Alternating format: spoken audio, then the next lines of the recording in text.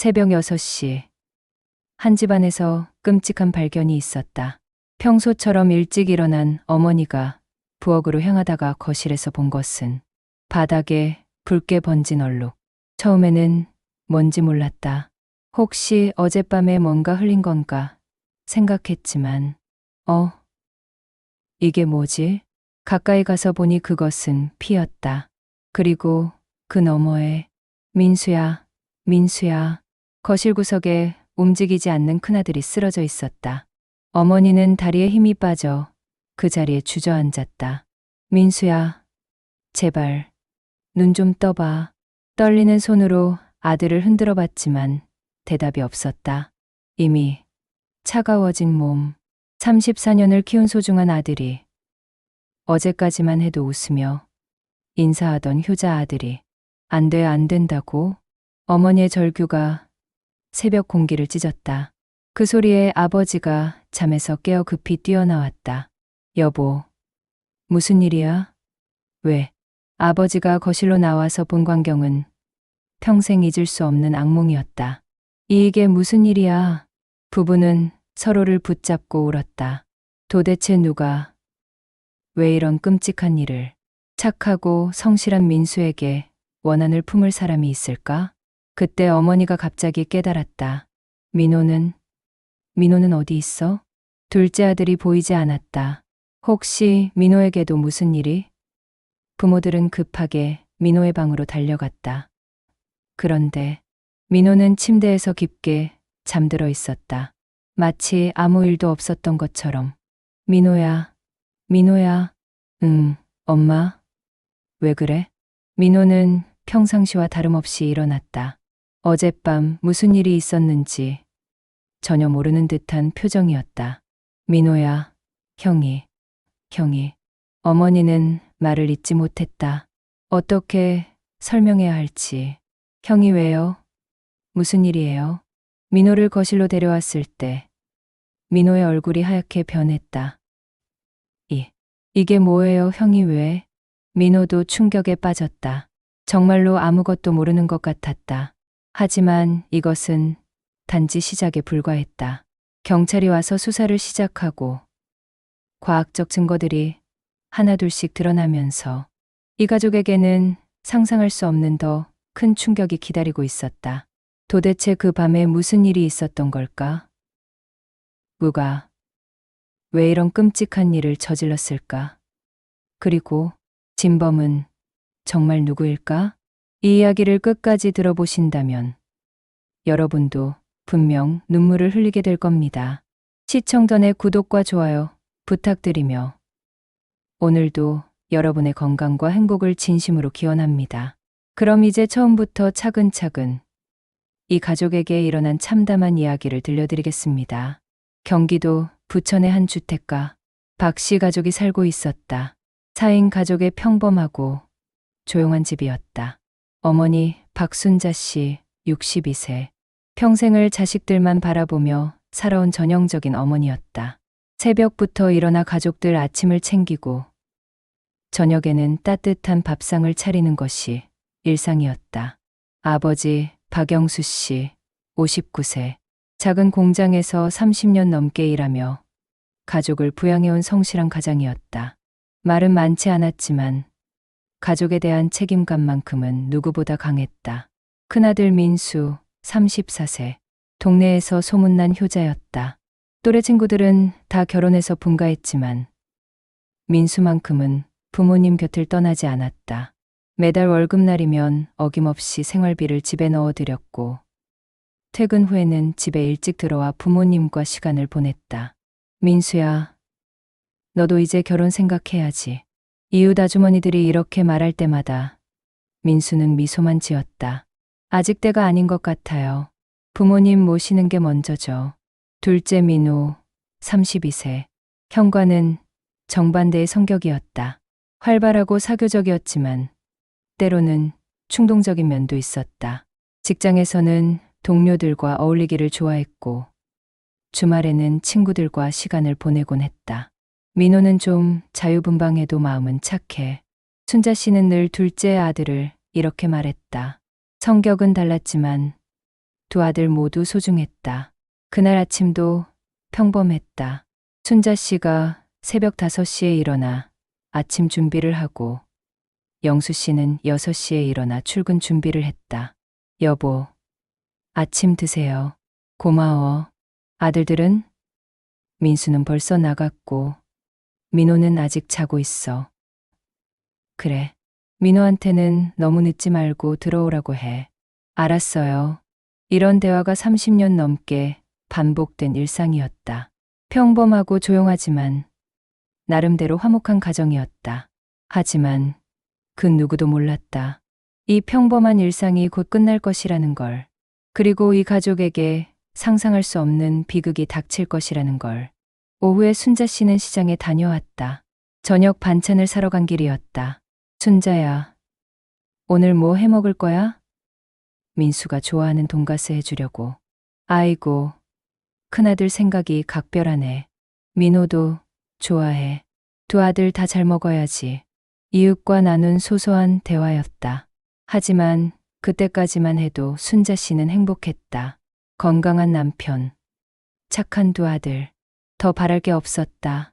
저녁 6시, 민수가 퇴근했다. 어머니, 다녀왔습니다. 응, 고생했어. 씻고 밥 먹자. 민호는 언제 와요? 글쎄, 요즘 좀 늦던데. 그때 민호에게서 전화가 왔다. 엄마, 나 오늘 회식 있어서 좀 늦을 것 같아. 또, 너무 자주 나가는 거 아니야? 이번만. 중요한 회식이라서.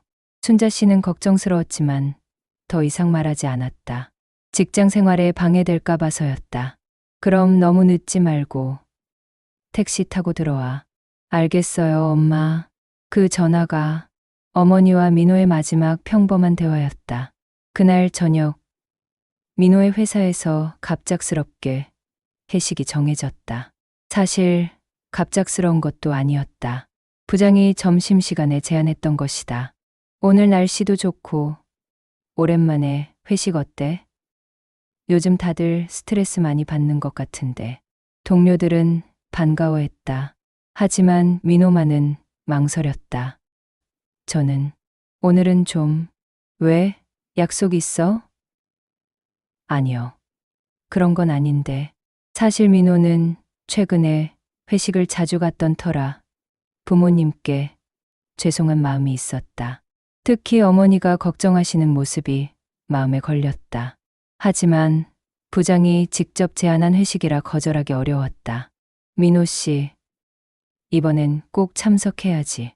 팀워크도 중요하고. 알겠습니다. 결국 민호는 회식에 참석하기로 했다. 그리고 집에 전화를 걸었다. 저녁 7시, 부천의 한 고깃집에서 회식이 시작되었다. 분위기는 좋았다. 일주일간 쌓인 스트레스를 풀기에 딱 좋은 저녁이었다. 민호야, 요즘 어때? 일은 재미있고? 네, 괜찮아요. 결혼은 언제 할 거야? 나이도 있는데. 아직 생각 중이에요. 동료들과의 대화는 평범했다. 직장 이야기, 연애 이야기, 취미 이야기. 흔한 회식 분위기였다. 처음 2시간은 즐거웠다. 민호도 평소보다 말이 많았고 동료들과 농담도 주고받았다. 하지만 시간이 지나면서 분위기가 달라지기 시작했다. 술이 더해지면서 대화의 내용도 깊어졌다. 민호야, 솔직히 집에서 스트레스 받는 일 없어? 스트레스요? 뭔? 형이랑 같이 살면 좀 답답하지 않아? 나이도 비슷하고. 민호는 잠시 말이 없었다. 사실 생각해 본 적이 있는 문제였다. 형은 좋은 사람이에요. 그래도 30 넘어서 부모님이랑 형이랑 같이 사는 게 좀 그렇지 않아? 뭐, 가끔은 그런 생각도. 민호의 목소리가 작아졌다. 평소에는 생각하지 않으려고 했던 문제들이 수면 위로 떠올랐다. 밤이 깊어갈수록 민호는 더 많이 마셔댔다. 평소보다 훨씬 많이. 민호야, 오늘 왜 이렇게 많이 마셔? 그냥 기분이 그래요. 무슨 고민 있어? 아니에요. 그냥 하지만 민호의 표정에는 뭔가 답답한 기색이 역력했다. 무엇 때문인지는 본인도 정확히 알 수 없었다. 자정을 넘어서도 민호는 계속 마셨다. 동료들이 하나둘씩 먼저 들어갔지만 민호는 끝까지 남아 있었다. 민호야, 이제 진짜 그만 마시자. 많이 취한 것 같은데 조금만 더. 그때 민호에게는 집에 돌아가기 싫은 마음이 있었던 걸까? 아니면 단순히 술이 좋았던 걸까? 새벽 1시가 되어서야 민호는 집으로 향했다. 걸음걸이가 휘청거릴 정도로 취한 상태였다. 택시 안에서 민호는 창밖을 바라보며 생각했다. 하지만 술에 취한 상태에서는 생각이 제대로 정리되지 않았다. 집에 가면 형이 기다리고 있겠지. 왜 그런 생각이 들었는지 모르겠지만 갑자기 형이 부담스럽게 느껴졌다. 평소에는 고마운 형이었는데 새벽 1시 30분 민호가 집에 도착했다. 그리고 그 후에 일어난 일은 아무도 정확히 알지 못한다. 단지 확실한 것은 그날 밤 이후로 이 가족의 운명이 완전히 바뀌었다는 것뿐이다. 새벽 5시 순자 씨가 평소처럼 일어났다.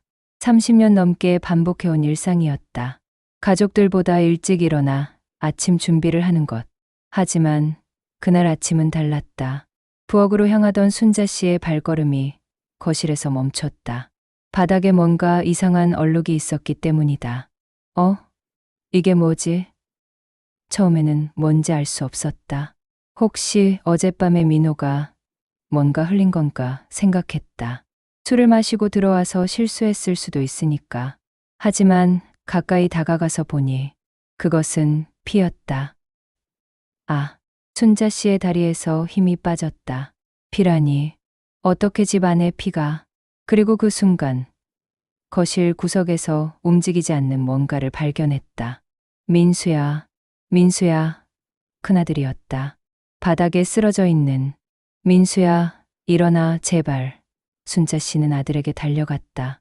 하지만 민수는 이미 차가워져 있었다. 안 돼. 이런 일이. 어머니의 절규가 새벽 공기를 찢었다. 그 소리에 남편 영수 씨가 잠에서 깼다. 여보, 무슨 일이야? 왜 이렇게? 영수 씨가 급하게 거실로 나왔다. 그리고 본광경에 말을 잃었다. 이게 뭐야? 민수가 왜? 부부는 서로를 붙잡고 떨었다. 도대체 무슨 일이 일어난 건지, 누가 이런 끔찍한 일을 119에 신고해야 해. 영수 씨가 떨리는 손으로 전화를 걸었다.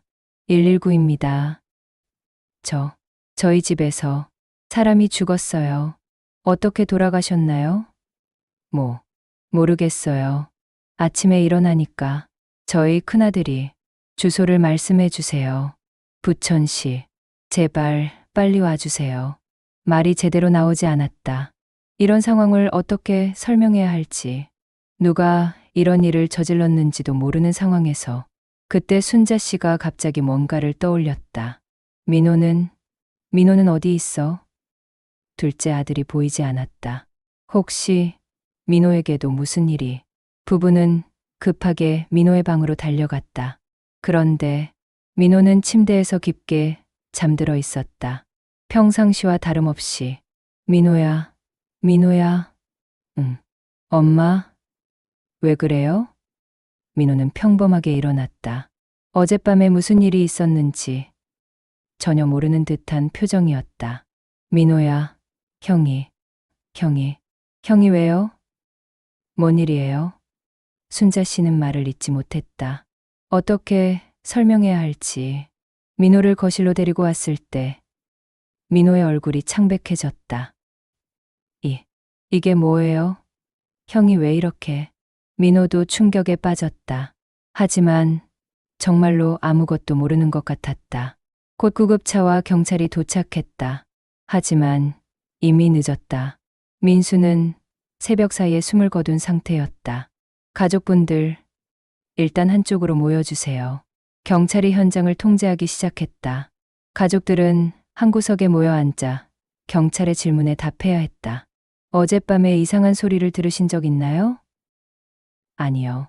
저희는 일찍 잠들었어서. 피해자분과 원한 관계에 있는 사람을 아시나요? 민수는 착한 아이예요. 누구한테도 미움받을 일을 안 했어요.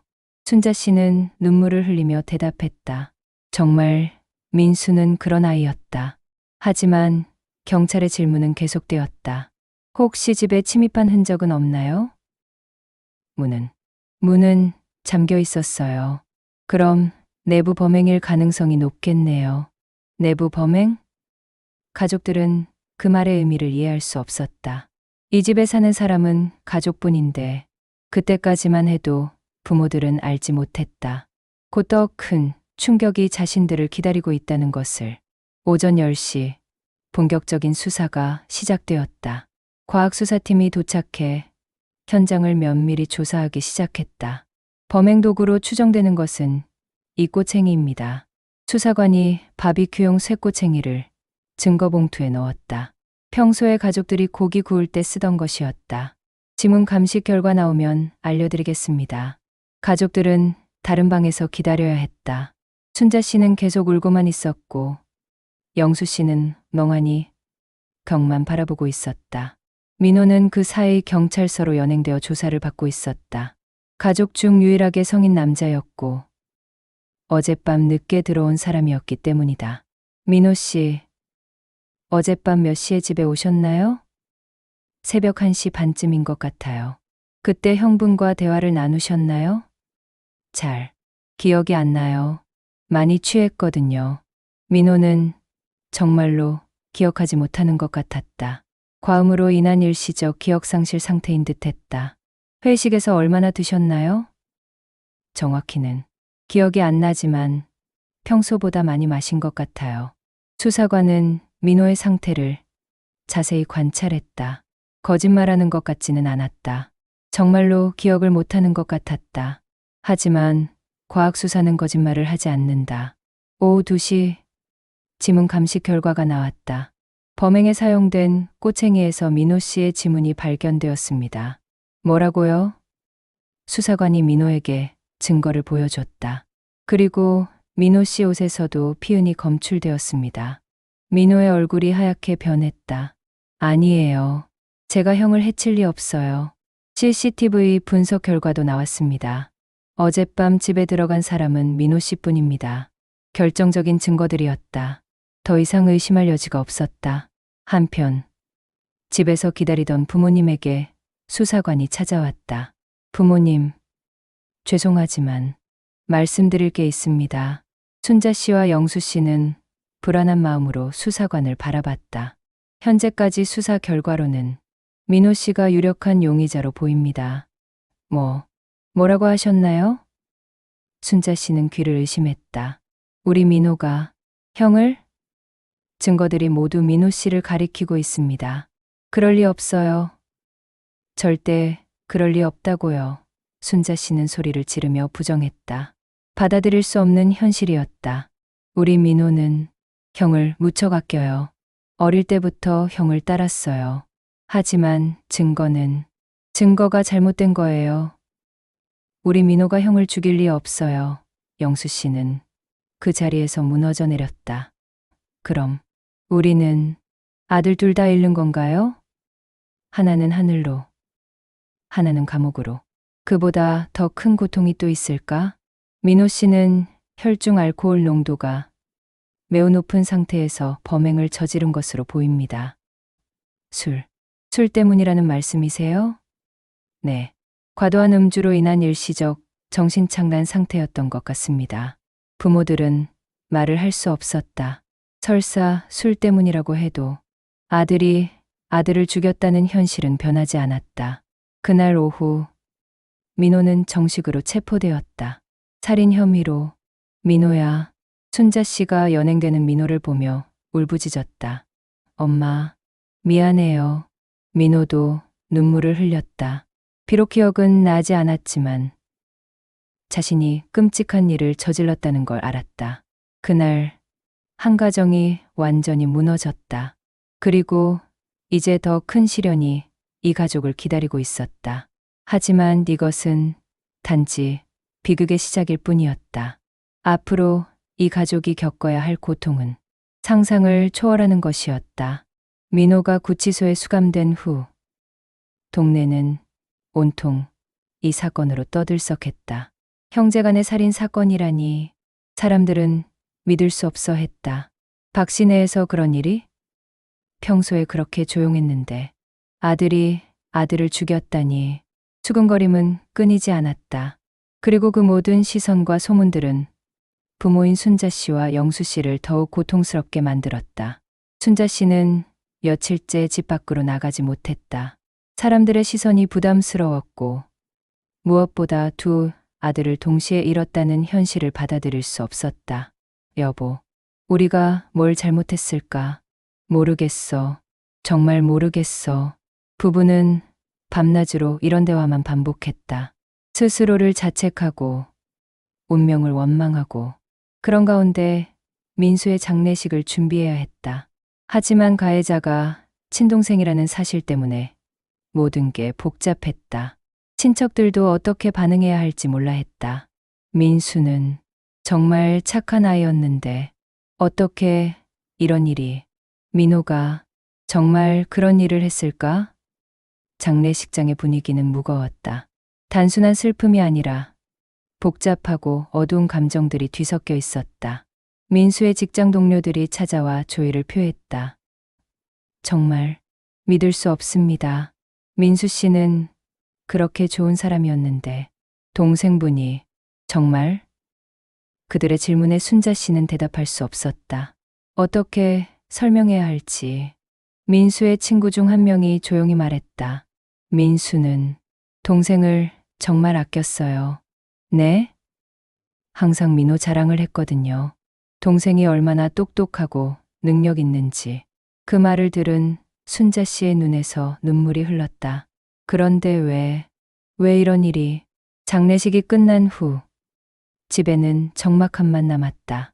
민수의 방은 그대로 두었지만 이제 그 방의 주인은 영원히 돌아오지 않을 것이었다. 민수야, 엄마가 미안해. 순자 씨는 아들의 방에서 혼자 울었다. 동생을 지켜주지 못해서 정말 미안해. 한편 구치소에 있는 민호는 어떤 심정일까? 기억도 나지 않는 범행으로 형을 잃고 자신도 살인자가 되어버린. 며칠 후 민호와의 첫 면회가 있었다. 부모님이 구치소를 찾은 것이다.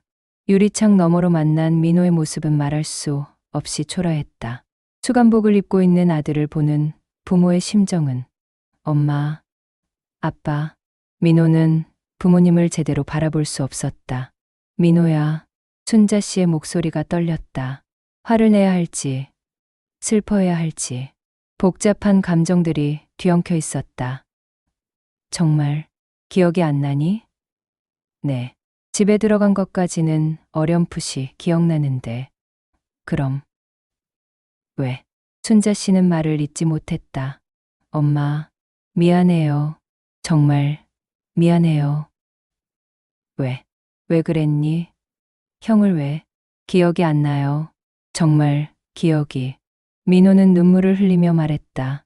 진심으로 후회하고 있었지만 이미 돌이킬 수 없었다. 내가 어떻게 해야 해요? 엄마, 나 어떻게 해야 해? 순자 씨는 대답할 수 없었다. 어떤 말을 해줘야 할지 우리도 모르겠다. 영수 씨의 목소리도 힘이 없었다. 면회 시간이 끝나고 나서 부모님은 말없이 집으로 돌아갔다. 우리는 이제 어떻게 살아야 하지? 두 아들 다 잃고 그날 밤도 부부는 잠들 수 없었다.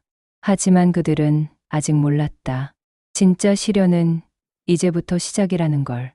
재판이 시작되었다. 법정에는 기자들과 방청객들이 몰렸다. 충격적인 형제살인 사건이라 세간의 관심이 높았다. 민호는 법정에서 고개를 숙인 채 서 있었다. 수감 생활로 많이 야위어 보였다. 검사가 기소장을 읽었다. 피고인은 2003년 11월 16일 새벽 과도한 음주 상태에서 흉기로 피해자를 살해했습니다. 이는 명백한 살인죄에 해당합니다. 변호사는 민호의 평소 성격과 음주 상태를 들어 정상 참작을 호소했다. 피고인은 평소 온순한 성격으로 이런 범행을 저지를 사람이 아닙니다. 과도한 음주로 인한 일시적 정신착란 상태였습니다. 하지만 사실은 명확했다.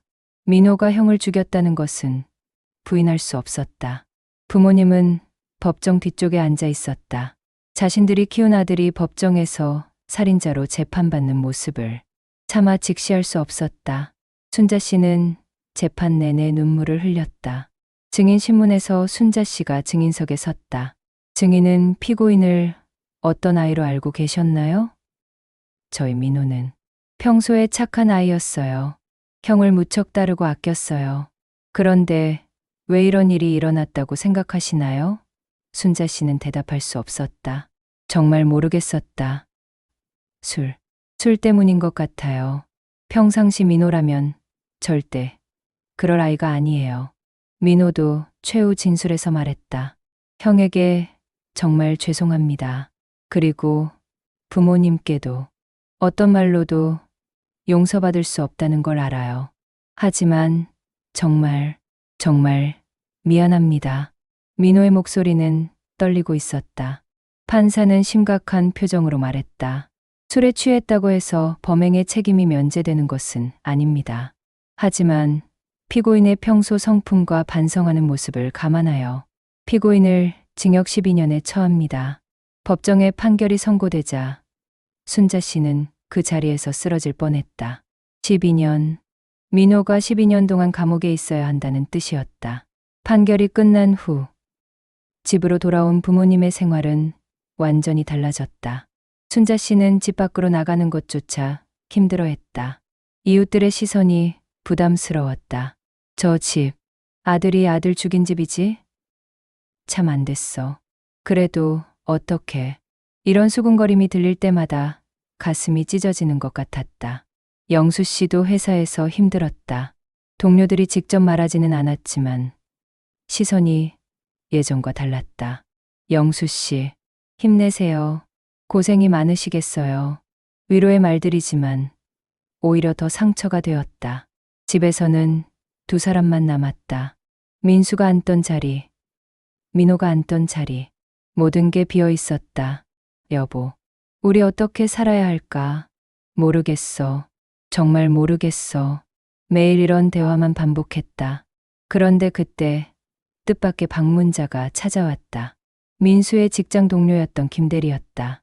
안녕하세요. 혹시 시간 있으시면 잠깐. 김대리는 조심스럽게 말을 꺼냈다. 민수에 대해서 꼭 말씀드리고 싶은 게 있어서요. 부모님은 김대리를 집안으로 모셨다. 민수는 정말 좋은 사람이었어요. 김대리가 말을 시작했다. 회사에서 어려운 일이 있으면 항상 먼저 나서서 도와줬어요. 후배들한테도 친절했고, 그리고 민수가 자주 하던 말이 있어요. 김대리는 잠시 말을 멈췄다가 계속했다. 내 동생은 나보다 똑똑해. 나는 동생이 자랑스러워라고 하던데요. 그 말을 들은 순자 씨의 눈에서 눈물이 흘렀다. 민수가 그런 말을 했나요? 네. 민호 씨를 정말 자랑스러워했어요. 우리 동생은 성격도 좋고 능력도 뛰어나다고 자주 말했거든요. 김대리의 말에 부모님은 더욱 슬퍼졌다. 형이 그렇게 아끼던 동생이, 그리고 민수가 결혼하지 않은 이유도 부모님을 걱정해서였어요. 부모님이 나이 드시면 누가 모시겠어. 민호는 결혼해서 행복하게 살고 나는 부모님 곁에 있을게라고 했어요. 그 말을 들은 영수 씨도 눈물을 흘렸다. 우리 때문에 민수가. 아니에요. 민수는 그걸 부담스러워하지 않았어요. 오히려 자랑스러워했어요. 우리 가족은 화목하다고 늘 말했거든요. 김대리는 잠시 말을 멈췄다가 덧붙였다. 민수라면 민호를 용서했을 거예요. 형제니까요. 그 말에 순자 씨는 더욱 울었다. 우리는 어떻게 해야 할까요? 김대리는 조심스럽게 말했다.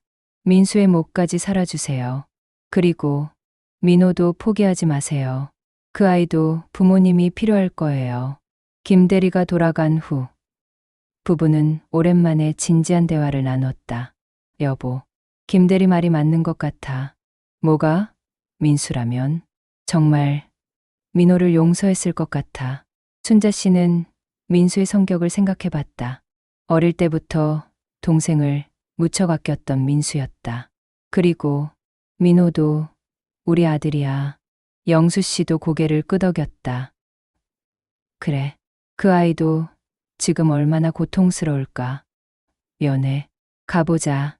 오랜만에 부부는 결심을 했다. 며칠 후 교도소로 면회를 갔다. 오랜만에 만난 민호는 많이 야위어 있었다. 엄마, 아빠, 민호는 부모님을 보자 눈물을 흘렸다. 미안해요. 정말 미안해요. 민호야, 순자 씨도 눈물이 났다. 엄마도 미안해. 그동안 너무 원망했어. 아니에요. 엄마, 당연히 저를 원망하셔야죠. 제가 형을. 민호야, 그만해. 영수 씨가 말했다. 형이 너를 용서했을 거야. 아빠, 민수는 원래 그런 아이였잖아.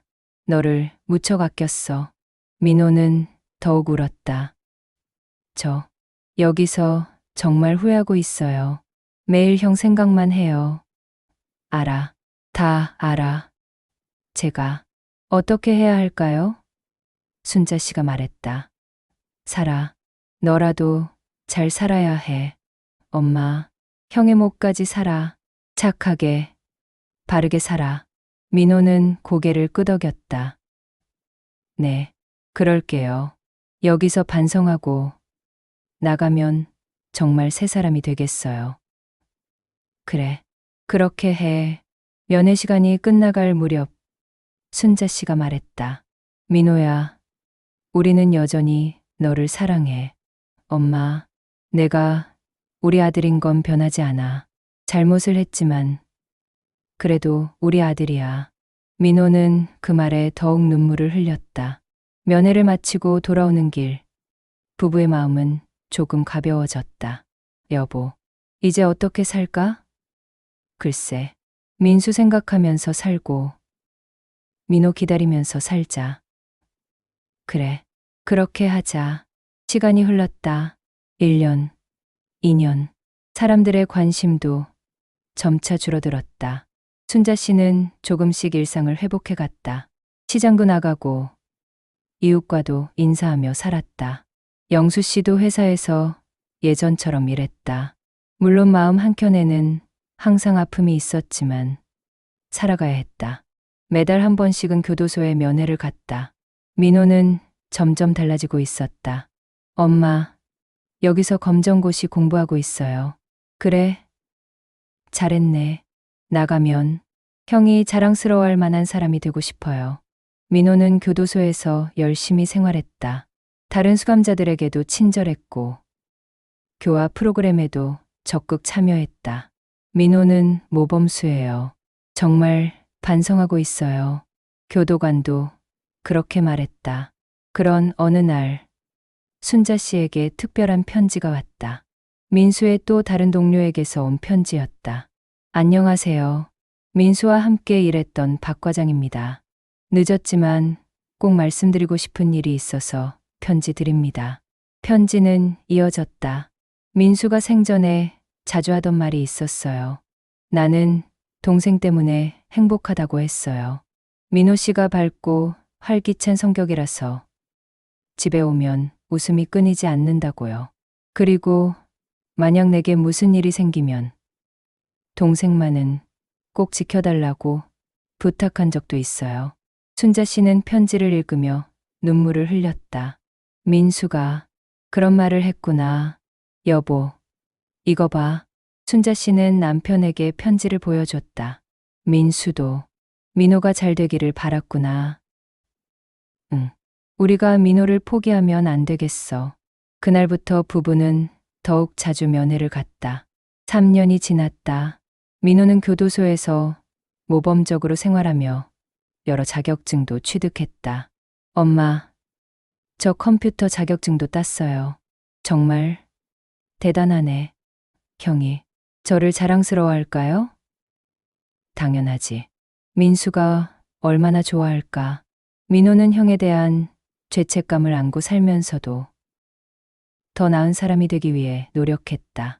그런 어느 날 또 다른 편지가 왔다. 이번에는 민수의 고등학교 동창이었다. 민수 어머니, 안녕하세요. 민수와 고등학교 동창인 이철수입니다. 저는 현재 사회복지사로 일하고 있는데 민수 이야기를 하고 싶어서 편지 드려요. 편지에는 놀라운 내용이 담겨 있었다. 민수는 고등학교 때부터 봉사활동을 많이 했어요. 특히 어려운 가정의 아이들을 도왔죠. 그리고 항상 하던 말이 있었어요. 내 동생은 내가 지켜야 해라고. 민수는 민호를 정말 사랑했어요. 동생 걱정을 늘 했거든요. 그 편지를 읽은 순자 씨는 또다시 울었다. 민수가 그렇게 민호를 생각했구나. 그리고 편지는 이렇게 마무리됐다. 만약 민수가 살아있다면 틀림없이 민호를 용서했을 거예요. 그리고 민호가 새 사람이 되기를 바랄 거예요. 부모님께서 민호를 포기하지 않으시는 것. 민수도 정말 고마워할 거예요. 이 편지를 받은 후 부부는 더욱 확신하게 되었다. 민호를 끝까지 기다려야 한다는 것을. 5년이 지났다. 민호는 모범수로서 형기 단축을 받을 수 있게 되었다. 민호야, 내년에 나올 수 있다는구나. 네, 정말 긴 시간이었어요. 민호는 많이 성숙해져 있었다. 예전의 충동적인 모습은 찾아볼 수 없었다. 나가면 뭐 할 거야? 일단 형한테 가서 사과부터 하려고요. 민호는 매주 형의 묘소에 가겠다고 했다. 그리고 부모님께 효도하면서 살겠어요. 형의 목까지. 그래, 그렇게 해라. 출소하는 날 부모님이 마중을 나왔다. 민호야, 엄마. 5년 만에 다시 만난 가족의 모습에 주변 사람들도 눈물을 흘렸다. 이제 다시 시작하자. 네, 아빠. 집으로 돌아가는 길. 민호가 말했다. 형, 방. 그대로 있어요? 응, 그대로 둬뒀어. 가서 인사부터 드려야겠어요. 집에 도착해서 민호는 형의 방으로 들어갔다. 형, 나 왔어. 정말 미안해. 민호는 형의 사진 앞에서 한참을 울었다. 앞으로는 정말 잘 살게. 형이 자랑스러워할 만한 사람이 될게. 민호는 새로운 일자리를 구했다. 작은 회사였지만 성실히 일했다. 동료들은 민호의 과거를 몰랐다. 민호도 굳이 말하지 않았다. 민호 씨, 정말 성실하세요. 일도 꼼꼼히 하고. 민호는 인정받았다. 예전보다 훨씬 신중하고 책임감 있게 변해 있었다. 퇴근 후에는 집에 바로 들어갔다. 술자리도 거의 참석하지 않았다. 민호야, 가끔은 동료들과 어울려도 돼. 순자 씨가 말했지만 민호는 고개를 저었다. 괜찮아요, 엄마. 집에 있는 게 좋아요. 매주 토요일이면 형의 묘소에 갔다. 부모님과 함께. 형, 나 이번 주도 잘 살았어. 회사에서 칭찬도 받았고, 그리고 부모님도 많이 좋아지셨어. 걱정 마. 민호는 형에게 매주 보고했다. 1년이 지나고 2년이 지났다. 민호는 점점 더 성숙해졌다. 회사에서 승진도 했다. 민호 씨, 축하해요. 감사합니다. 하지만 민호는 여전히 겸손했다. 어느 날 회사에서 회식이 있었다. 민호는 처음에는 거절하려 했지만 이번엔 꼭 참석하세요. 민호 씨 승진 축하 자리인데 어쩔 수 없이 참석했다. 하지만 술은 한 잔도 마시지 않았다. 민호 씨, 왜 안 마셔요? 아, 저는 술을 안 해요. 술도 안 하고. 정말 모범적이네. 동료들은 민호를 더욱 존경하게 되었다. 그로부터 또 몇 년이 흘렀다. 민호는 어느덧 40대 초반이 되었다. 부모님은 70대가 되셨고 건강이 예전 같지 않았다. 민호야, 우리 이제 많이 늙었다. 무슨 말씀이세요? 아직 건강하시잖아요. 민호는 부모님을 극진히 모셨다. 정말 형의 몫까지 함께. 어느 날 순자 씨가 민호에게 말했다. 민호야, 결혼 생각은 없니? 엄마, 너도 이제 나이가 있는데 가정을 꾸려야지. 민호는 잠시 생각했다. 엄마, 저는 이미 가정이 있어요. 부모님과 함께 사는 게 저에겐 가장 소중한 가정이에요. 순자 씨의 눈에 눈물이 맺혔다. 그래도 형처럼 혼자 살 생각하지는 마라. 엄마, 형은 혼자가 아니었어요. 우리와 함께 있었잖아요. 그래, 그렇지. 그런 어느 날, 민호에게 특별한 만남이 있었다. 회사 후배 중 한 명이 민호에게 관심을 보인 것이다. 선배, 시간 있으시면 커피 한잔 할까요? 응. 나랑? 네. 선배 이야기를 듣고 싶어서요. 그 후배는 민호의 과거를 알고 있었다. 하지만 그것 때문에 피하지 않았다. 오히려 더 존경했다. 선배가 그런 일을 겪고도 이렇게 살아가시는 게 정말 대단해요. 무슨 대단한 일은? 저도 힘들 때가 많거든요. 그런데 선배를 보면 용기가 나요. 그녀는 진심으로 민호를 이해하고 있었다. 몇 달 후, 민호는 부모님께 말씀드렸다. 엄마, 아빠, 저 결혼하려고 해요. 부모님은 깜짝 놀랐다. 정말, 누구야? 회사 후배예요. 제 과거를 다 알고 있어요. 그래도 괜찮다고 해요. 순자 씨는 눈물을 흘렸다. 정말 고마운 사람이구나. 네. 그리고 아이가 생기면 민수라고 이름 지을 거예요. 영수 씨도 울컥했다. 형, 이름을. 네. 형의 따뜻함을 물려받은 아이로 키우고 싶어요. 결혼식 날, 민호는 형의 사진을 들고 입장했다. 형, 나 결혼해. 형도 함께 해줘. 하객들은 모두 눈물을 흘렸다. 그 진심 어린 모습에 감동했다. 신부는 조용히 말했다. 아주버님, 저희를 축복해 주세요. 제가 민호 씨를 평생 지켜드릴게요. 그날 정말 많은 사람들이 울었다. 1년 후, 민호에게 아들이 태어났다. 정말 민수라고 이름을 지었다. 형, 우리 아들이야. 형을 닮아서 착하고 따뜻한 아이로 자랄 거야. 아기 민수는 정말 순했다. 마치 하늘의 형이 보낸 선물 같았다. 할머니 순자 씨는 손자를 보며 말했다. 정말 민수를 닮았다. 눈매가 똑같아. 그죠? 형이 다시 돌아온 것 같아요. 5년이 더 흘렀다. 어린 민수는 벌써 5살이 되었다. 아빠, 하늘에 있는 큰아버지는 언제 와요? 큰아버지는 항상 우리 곁에 있단다. 보이지 않을 뿐이야. 정말요? 정말이야. 민수가 착하게 자라는 걸 보고 계실 거야. 어린 민수는 하늘을 올려다보며 손을 흔들었다. 큰아버지, 민수 잘 크고 있어요. 그 모습을 보는 가족들의 얼굴에는 미소가 번졌다. 어느 날 순자 씨가 몸이 아프다며 병원에 갔다. 검진 결과는 좋지 않았다. 암이에요. 하지만 초기라서 치료하면 괜찮아질 거예요. 민호는 회사를 그만두고 어머니를 간병했다. 민호야, 회사 그만두면 안 되는데. 괜찮아요, 엄마. 부모님이 더 중요해요. 아내도 이해해줬다. 당신이 그런 사람이라는 걸 알고 결혼한 거예요. 6개월간의 치료 후 순자 씨는 완전히 회복되었다. 민호 덕분에 살았어. 뭔 말씀을. 당연한 일이에요. 그의 민수의 기일에 온 가족이 모였다. 형, 우리 모두 잘 살고 있어. 정말 행복해. 민호가 말했다. 부모님도 건강하시고 나도 가정을 꾸렸어.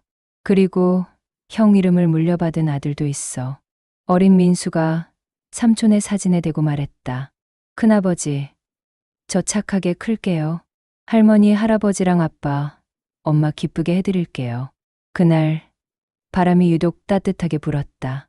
저녁에 집으로 돌아와서 민호는 가족들에게 말했다. 우리 정말 많은 일을 겪었지만 결국 사랑으로 이겨냈어요. 그래, 사랑이 가장 강한 힘이야. 순자 씨가 말했다. 미움과 원망으로는 아무것도 해결되지 않아. 하지만 사랑과 용서는 모든 걸 치유해. 영수 씨도 고개를 끄덕였다. 우리가 민호를 포기하지 않은 게 잘한 일이야. 고맙습니다. 부모님, 저를 끝까지 사랑해 주셔서. 민호의 눈에 눈물이 맺혔다. 그날 밤, 민호는 오랜만에 일기를 썼다. 형, 오늘도 우리 가족은 행복했어. 많이 아프고 힘들었지만 결국 사랑이 이겼어. 형도 그걸 바랐겠지? 우리가 미워하지 않고 사랑하며 살기를. 고마워. 형. 형이 있어서 우리는 진정한 사랑이 무엇인지 알게 되었어. 창밖에는 별이 반짝이고 있었다. 그 별빛이 유독 밝게 느껴지는 밤이었다. 시간은 또 흘렀다. 어린 민수는 초등학생이 되었고 순자 씨와 영수 씨는 80대에 접어들었다. 어느 여름날 온 가족이 모여 앉아 이야기를 나누고 있었다. 할머니, 큰아버지는 정말 착한 사람이었어요? 어린 민수가 물었다. 그럼 할머니가 키운 아들 중에 가장 착한 아이였어. 그럼 아빠는요? 아빠도 착해. 큰아버지만큼이나 착해. 저도 큰아버지랑 아빠처럼 착한 사람이 될래요. 그래. 우리 민수가 가장 착한 아이가 되자. 그때 민호가 말했다. 엄마, 제가 정말 많은 실수를 했지만 이렇게 가족과 함께 있을 수 있어서 감사해요. 민호야, 형이 저를 용서해줘서 고마워요. 그리고 부모님이 저를 끝까지 포기하지 않으셔서. 순자 씨가 민호의 손을 잡았다. 우리는 가족이야. 가족은 서로 포기하지 않는 거야. 그날 저녁, 민호는 아들 민수를 재우면서 말했다. 민수야, 아빠가 내 이름을 왜 민수라고 지었는지 알아? 큰아버지 이름이라고 했어요. 맞아. 그런데 그것만이 아니야. 아빠가 큰아버지에게 못다 한 말들을 너에게 해주고 싶어서야. 어떤 말이요? 사랑한다고, 고맙다고, 자랑스럽다고. 어린 민수는 알 듯 모를 듯 고개를 끄덕였다. 아빠, 저도 아빠 자랑스러워요. 그 말에 민호의 눈가가 촉촉해졌다. 고마워, 민수야. 몇 년이 더 흘러 영수 씨가 먼저 세상을 떠났다. 평안한 임종이었다. 여보, 먼저 가서 민수 만나거든. 우리 모두 잘 살고 있다고 전해줘. 순자 씨의 마지막 인사였다. 장례식장에서 민호는 말했다. 아버지, 저 때문에 정말 고생 많으셨어요. 그래도 저를 끝까지 아들로 여겨주셔서 감사했어요. 그로부터 2년 후, 순자 씨도 조용히 눈을 감았다. 민수야, 민호야, 엄마 먼저 간다. 너희들 서로 사랑하며 살아. 민호는 어머니의 마지막을 지켰다. 엄마, 사랑해요. 저를 끝까지 사랑해 주셔서 고마워요. 부모님의 장례를 치른 후, 민호는 가족들과 함께 형의 묘소를 찾았다. 형, 부모님이 형을 만나러 갔어. 이제 형도 외롭지 않겠지? 아내와 아들 민수도 함께 인사를 드렸다. 큰아버지, 할머니, 할아버지 잘 부탁드려요. 그리고 저희들도 잘 지켜봐 주세요. 그날 하늘이 유난히 맑았다. 집으로 돌아오는 길에 민호가 말했다. 이제 정말 우리끼리 살아가야겠네. 괜찮아요, 여보. 우리에게는 사랑이 있으니까. 아내의 말에 민호는 미소를 지었다. 그래, 우리에게는 사랑이 있어. 그날 밤, 민호는 마지막 일기를 썼다. 형, 부모님, 이제 정말 안녕. 이 세상에서의 우리 이야기는 이렇게 끝나지만 사랑은 영원할 거야. 나는 이제 진짜 새로운 사람으로 살겠어. 모두가 자랑스러워할 그런 사람으로. 그리고 우리 아들 민수를 형처럼 따뜻하고 착한 사람으로 키울게. 고마워. 모든 걸 용서해줘서. 사랑해. 창밖으로는 별들이 반짝이고 있었다. 그 중에서도 유독 밝게 빛나는 별 3개가 보였다. 아마도 그것은 민수와 부모님이 보내는 사랑의 신호일 것이다. 여러분, 이 이야기를 어떻게 들으셨나요? 한 가정에 닥친 큰 시련, 그리고 그것을 이겨낸 사랑의 힘. 때로는 우리 인생에 예상치 못한 시련이 닥쳐오기도 합니다. 하지만 가족의 사랑과 용서가 있다면 어떤 어려움도 이겨낼 수 있다는 걸 이 이야기가 보여주고 있습니다. 우리 모두에게는 소중한 가족이 있습니다. 혹시 미운 말 한마디, 섭섭한 마음 하나 때문에 가족과 소원해진 일은 없으신지요? 이 이야기가 여러분의 마음에 조금이라도 와닿으셨다면 오늘 당장 가족들에게 사랑한다고, 고맙다고 말해보세요. 후회하기 전에, 너무 늦기 전에. 가족은 세상에서 가장 소중한 보물입니다. 그 보물을 지키는 것은 사랑과 용서, 그리고 이해입니다. 여러분도 가족과 함께 겪은 감동적인 이야기나 이 영상을 보고 느낀 점이 있으시다면 댓글로 나누어 주세요. 여러분의 이야기가 또 다른 누군가에게는 큰 위로가 될 수 있습니다. 이 이야기가 마음에 닿으셨다면 구독과 좋아요로 함께 해주세요. 오늘도 시청해 주셔서 감사합니다. 모든 분들의 가정에 평화와 사랑이 가득하기를 기원합니다.